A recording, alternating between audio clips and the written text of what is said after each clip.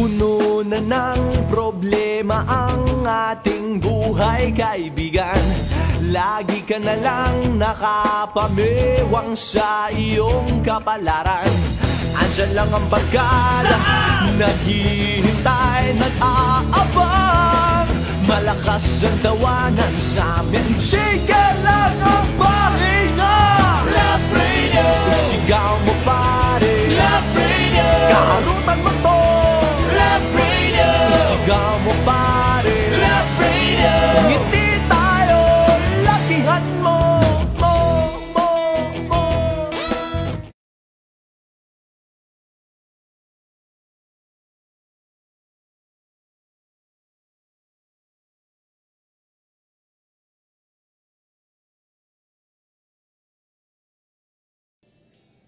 Morning.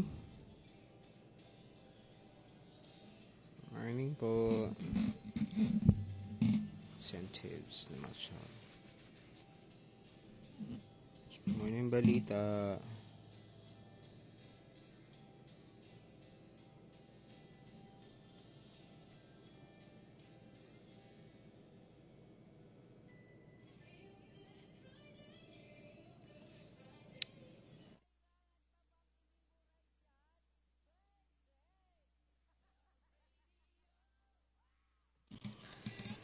It's a feel-good Thursday! Thursday, Friday! Ano, hindi naka-move on sa Thursday? Reporter? Anyari? Oras 6:32 in the morning. Morning balita, kasama ako, Reporter sa Love Radio. Kailangan pa bang i-memorize yan? Basic on a feel-good Thursday. 15 po ngayon. Ay, masaya naman ang kabisyo natin, ah. Para may pasok pa kabisyo ha, kaya naman kilos-kilos na sa mga oras na ito. Hindi na dapat nagpapatumpik-tumpik pa. Galit na naman si Report. Samantala sa iba pang balita mga kabisyo, eto, delayed na incentives ng mga child development workers sa Palawan, pinuna.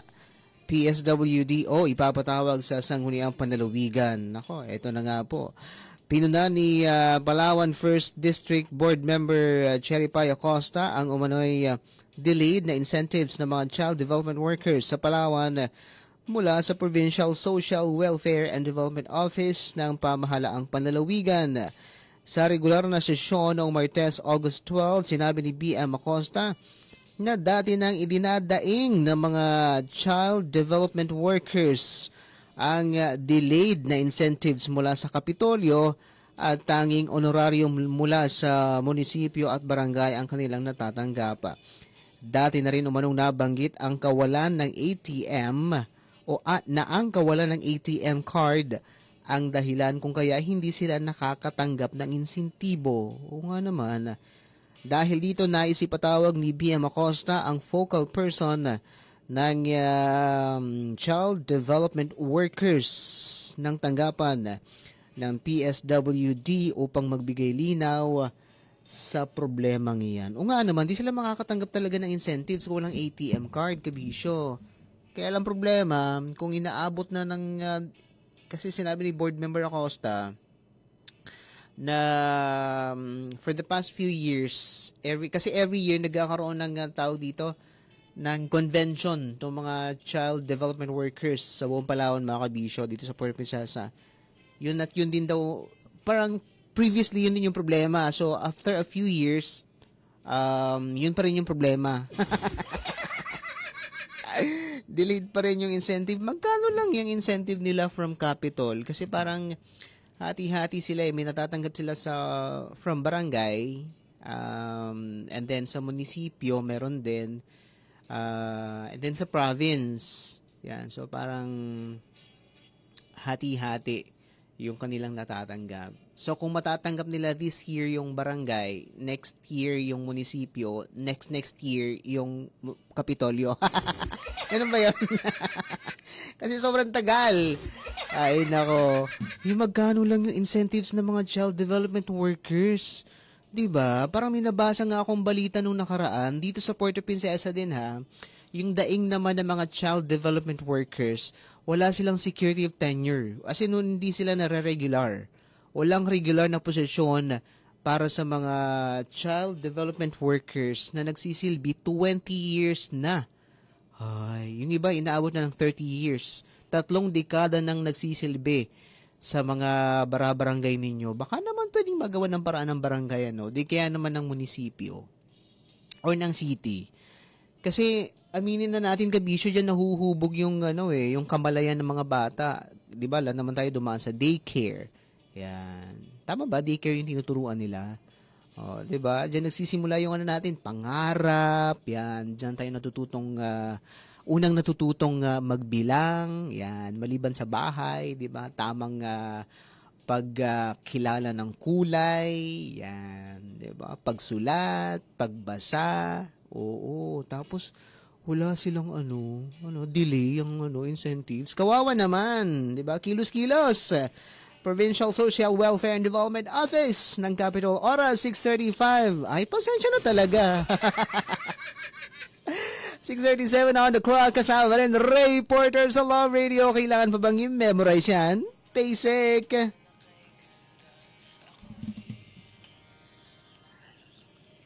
Very timely naman ang pasok ni Sponge Cola.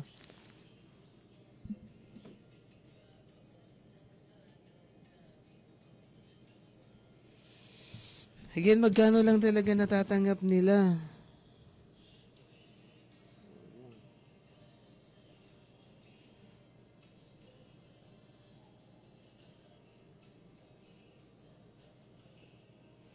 Tapos i-delay pa, 'di ba? Kawawa naman. Kawawa naman yung mga kabisyo natin na tatrabaho ng maayos. Katapos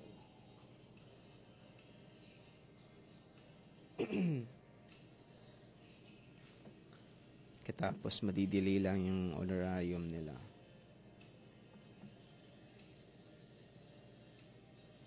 Hindi siya balita pala, article, parang feature story about the child development workers na medyo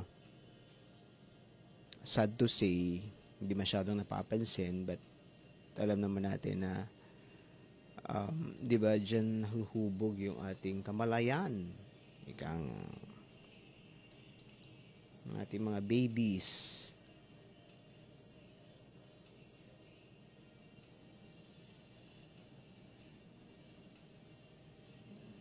Di ba?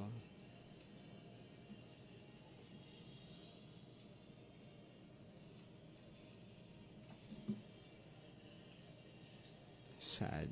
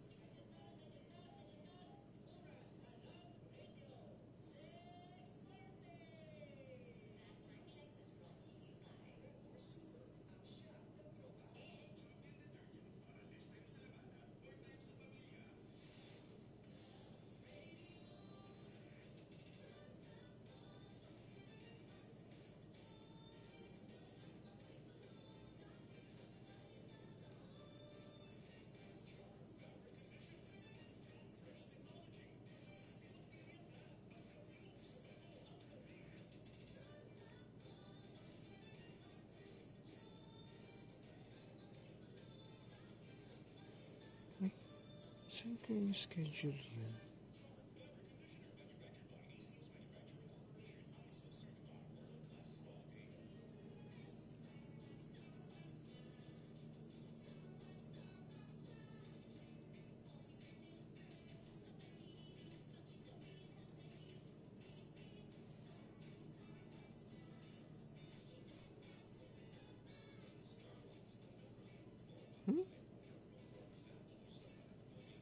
Hindi siya nag-schedule. Totoo ba? O siya, morning balita tayo, kabisyo, hanggang mamayang 8 in the morning sa mga kabisyo nating gising na sa mga oras na ito. Hello po sa inyo. Good morning, good morning. So yon, pinag-usapan natin kanina sa first balita po natin, yung weather bulletin po natin. So good weather po tayo this Friday. Good weather, pero yes, habagat po yung prevailing weather system po natin. So yun, back to habagat, wala pong LPA or whatsoever sa loob ng Philippine Area of Responsibility. Maulan dahil po sa habagat, dala po ng payong kung lalabas, especially sa mga lugar daw ho na inuulan na itong mga nakarang araw dahil po sa habagat. Okay? And then, ito na nga, yung mga child development workers sa Palawan, delay ang incentive nila. Incentive, magkano lang yun? Hindi yun sahod eh. Diba? Iba po yung incentive sa honorarium. Parang ganun, no? Synonymous din. Pero iba po sila sa sahod. Okay? Hindi po sahod yung tinatanggap ng mga yan. Parang mga barangay tanod lang din yan, diba? Wala silang sahod, honorarium lang. So, kung ano yung maiabot ng barangay or kung ano yung napag-usapan sa barangay, natatanggapin nila every month or quarterly, ba 700 isang buwan. Di ba? Yun na yun. Ay, wala nga yan eh. Wala nga insurance yung mga tanod eh. Di ba? Medyo bina natin, nakakatulong sila sa peace and order. Actually, naman talaga yung role nila to maintain peace and order din. Apart from, of course, ito sa mga lugar na walang police station na, may mga lugar kasi na walang police, walang istasyon ng police, hindi naabot ng serbisyo ng PNP, no? Yes, meron. Sa amin wala pong PNP. Coast Guard lang po yung meron sa amin. So, yung PNP nasa munisipyo namin, which is like 3 to 4 hours pa na biyahe ng bangka. So, yung kumikilos, pag may mga ganyang, halimbawa, away or like, quarrel sa barangay, na mamagitan po dyan, parang tumatay yung sergeant at arms. Police, yan. Mga barangay tanod. Okay? Na ang sandata lang ay batuta. Hindi sila inisyuhan ng ng baril, bawal. Pero of course, may proper training. Wala, na-miss ko tuloy mag-conduct ng training.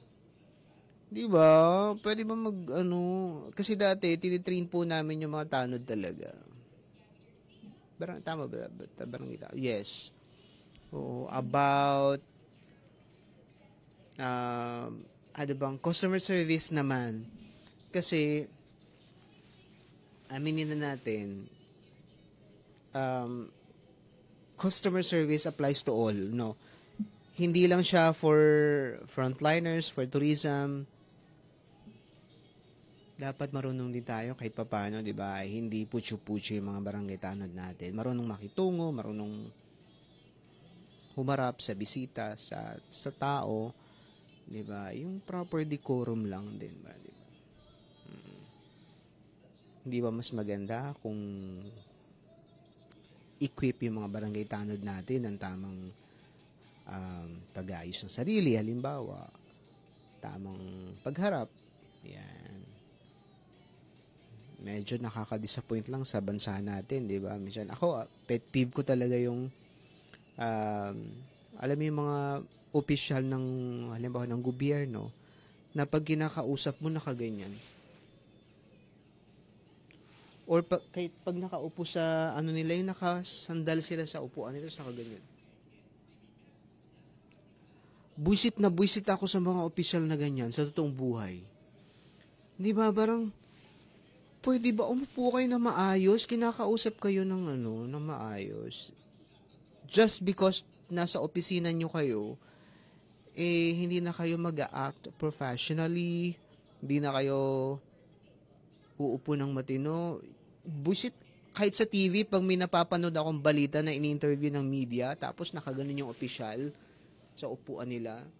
Halimbawa lang senador. Pero so far wala pa naman. Sometimes sa hearing, may nakikita ako pag ongoing yung deliberation or hearing sa Senado, may mga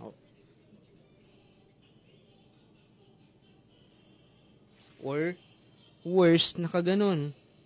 Cellphone. Ano ka ba? Diba? Buisit, di ba? Ako, aga-aga na, high blood. Ako talaga, pag usapang gobyerno, allergic talaga ako dyan, mga kabisyo. Ibig sabihin, ayoko ng mga ganyang, scenario sa gobyerno. Kasi taxpayers money yung binabayad sa kanila. Diba? Anyway, bye! Hanggang 8 in the morning pa tayo magkakasama. Hi guys.